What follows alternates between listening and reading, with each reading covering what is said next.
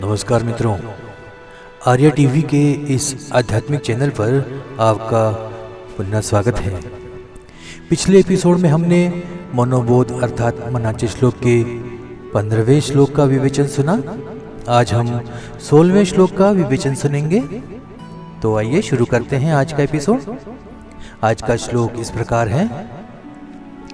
मरे एक त्याचा दुजा शोक वाहे, अकस्मात तोही पुढे जात आहे, पुरे ना जनी लोभ रे क्षोभ त्याते, म्हणूनी जनी मागुता जन्म घेते। मराठी भावार्थ सुनते हैं। जेव्हा एक मनुष्य मरतो तेव्हा दुसरा त्याच्यासाठी शोक करीत बसतो, पण तो दुसरा मनुष्यही मृत्यूकडे वाटचाल करीत असतो। जगात माणसाचा लोभ कधीच पूर्ण होत नाही, म्हणून मन बेचैन असते आणि वासना उरल्यामुळे पुन्हा जन्म मरणाचे दुःख भोगावे लागतात। हिंदी भावार्थ सुनते हैं। जब एक व्यक्ति की मृत्यु होती है तो दूसरा उसके लिए शोक मनाता है, लेकिन वह दूसरा व्यक्ति भी मृत्यु की तरफ बढ़ रहा होता है।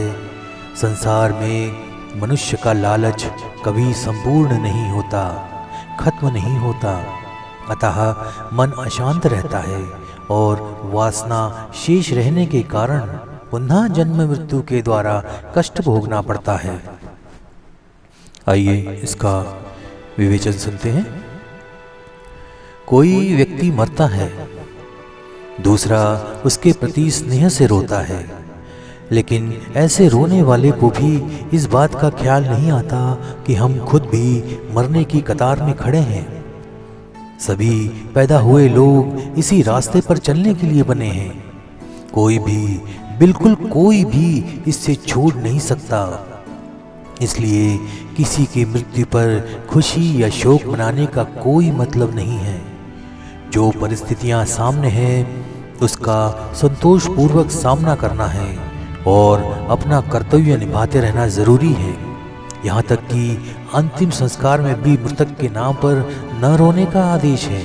यह बिल्कुल स्वाभाविक है कि यदि कोई व्यक्ति योग्य है, उसके साथ घनिष्ठ संबंध है, तो उसकी मृत्यु से दुख होगा ही, मगर शोक मनाना उचित नहीं है। दुख की जड़ लोभ है और दुख का परिणाम क्रोध है।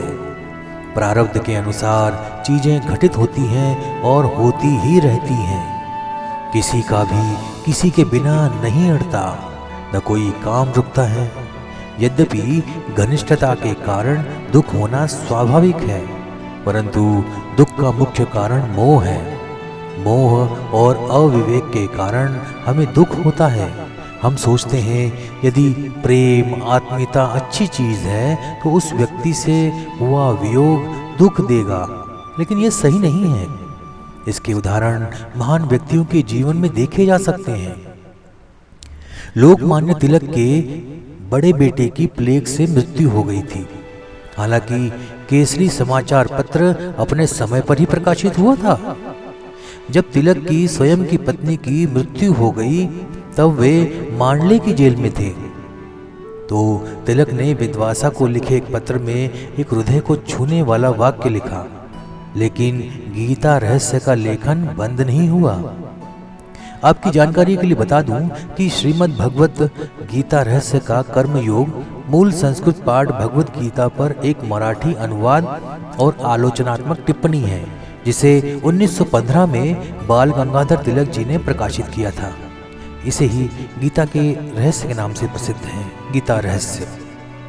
तो इस संबंध में महर्षि भरत की एक कहानी ध्यान देने योग्य है।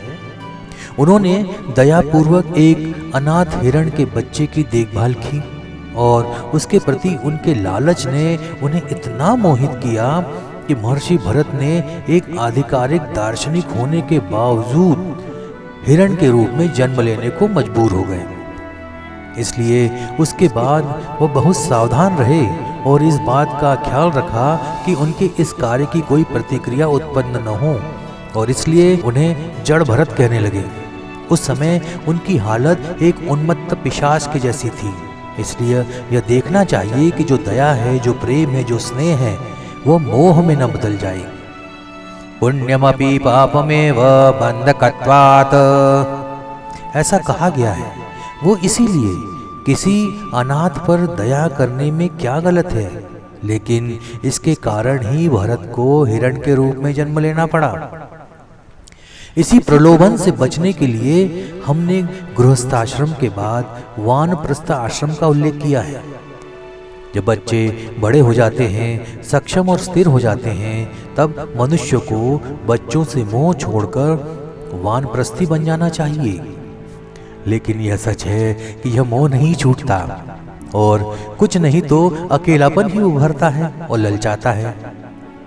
अगर किसी कारणवश बच्चों की दुनिया में रहना पड़ा तो भी कम से कम तटस्थ रहो, मगर उस समय यह भी नहीं होता। जब अपनी प्राथमिकताएं, रहन सहन के विचार, व्यवहार प्रत्यक्ष और अप्रत्यक्ष रूप से बच्चों पर थोपे जाते हैं तो फिर बच्चे बड़ों से नफरत करने लगते हैं या उनसे बच्चे ऊबने लगते हैं। बच्चों का ये बर्ताव बुजुर्गों के लिए ज्यादा अफसोसजनक हो जाता है। एक भाष्य है, मराठी में है, केसांनी बगुनी वयास आपुल्या कृष्णत्वत्व ही त्यागले, लक्षावे विषयासना म्हणूनी ते चक्षुही मंदावले, ताठा टाकून वाकली बगख सर्वास वंदावया, चित्ता टाक आता भटकने शोभे न जे यावया। अर्थात उम्र बढ़ने के साथ इंसान का हरापन अर्थात वयस्कता चली जाती है, लेकिन लालच नहीं जाता। आसक्ति प्रलोभन की ओर ले जाती है और यह आसक्ति पुनरपि जननम पुनरपि मरणम अर्थात बार बार जन्म और बार बार मृत्यु, इसी चक्र में उलझा देती है। संतोष न होना लालच की निशानी है। शरीर भले ही कमजोर हो जाए, लेकिन मन से मोह दूर नहीं होता। इस वजह से चिड़चिड़ापन बढ़ जाता है। इस संसार का जीवन दुखमय हो जाता है और अगले दुखमय जीवन के लिए मानो शिदोरी अर्थात नए पाप की गठरी फिर से बांधकर ले जाने की तैयारी कर ली जाती है। तो आज का विवेचन यहीं समाप्त होता है। आशा है आपको आज का विवेचन अच्छा लगा होगा। हमें कमेंट के माध्यम से अवश्य बताइए और मिलते हैं अगले एपिसोड में नए श्लोक के साथ। तब तक जय जय रघुवीर समर्थ। नमस्कार।